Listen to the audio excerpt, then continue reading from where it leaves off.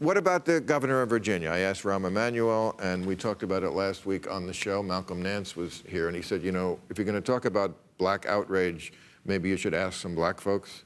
And I think the stat I cited with Rahm, you know, 58% of African Americans in Virginia believe he should not step down. Your feelings, your feelings, your feelings, your feelings.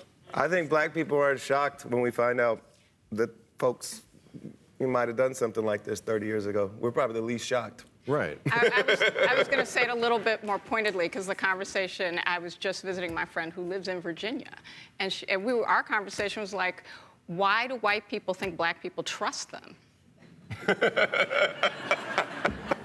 I mean, it's our litmus test is we don't trust you, so we're constantly waiting to see if you're going to do what you said you were going to do. In this case, I think that's part of why you see 58% of black Virginians saying, we didn't trust you in the first place, to John's point. We want you to make good on what you said you were going to do, which was eliminate voter ID, right, which discriminates us against in terms of our ability to vote disproportionately, that you were going to do criminal justice reform in the state of Virginia. In other words, we want you to make good on what you said you were going to do, and we're going to hold your feet to the fire. I also think it is absolutely right for black people to be outraged. It isn't because he wore blackface in that photo or the Klan costume. We didn't even know which one. It's that it is imperative that we have a discussion that says how we evolve. There's so much racism in this country that that was an opportunity to have a conversation about, here is how I learned that was wrong. But because people lose their careers, Megyn Kelly lost her career. Well, she had bad ratings. That's true, too. She had bad ratings. Okay, and then... And she said Santa was a white man. Okay. Well, he does live at the North Pole. And Liam Neeson said something last week, and he was trying to say... He's not lost his job.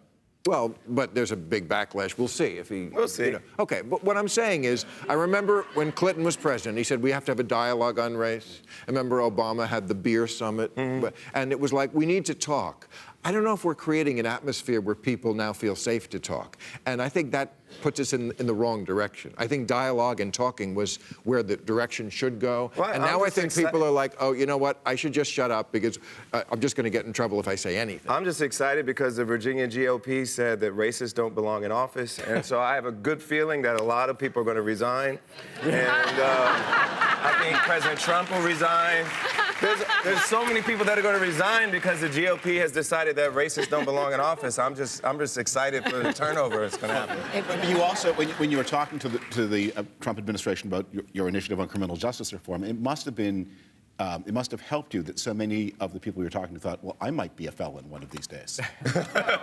Well, Jared Kushner, his dad was literally in prison, and he took up the cause of criminal justice reform based on that experience. And I think he has a feeling, falsely. And I think he has a feeling that he might be indicted himself sometime soon. Who knows? If I can go back to Virginia, I live in Virginia. Governor Northam's a friend of mine. And I think one of the reasons 58%, he got the overwhelming African-American vote in the campaign, and now 58% of African-Americans in his Commonwealth don't want him to resign. I think you all are right. But I also think people would prefer redemption to resignation. And if you know the governor, as I do, there is nothing in the 35 years since those offensive racist pictures, nothing to suggest he's still that person, that he has grown and changed. He passed, as Ron pointed out, he passed Medicaid, which disproportionately helps African Americans. He's the first white politician in Virginia that I know of who called for those Confederate monuments to come down. Now he has pledged to redeem himself even more. I think it's a far better solution. Wait. Okay. Look, because there are two different things happening here. Yes, redemption. And to the point about the discussion has to be a redemptive discussion. Right. His problem, and I'm not saying this because I think he should resign, because I agree, if 58% of black voters want him to stay, I'm not going to tell him he shouldn't.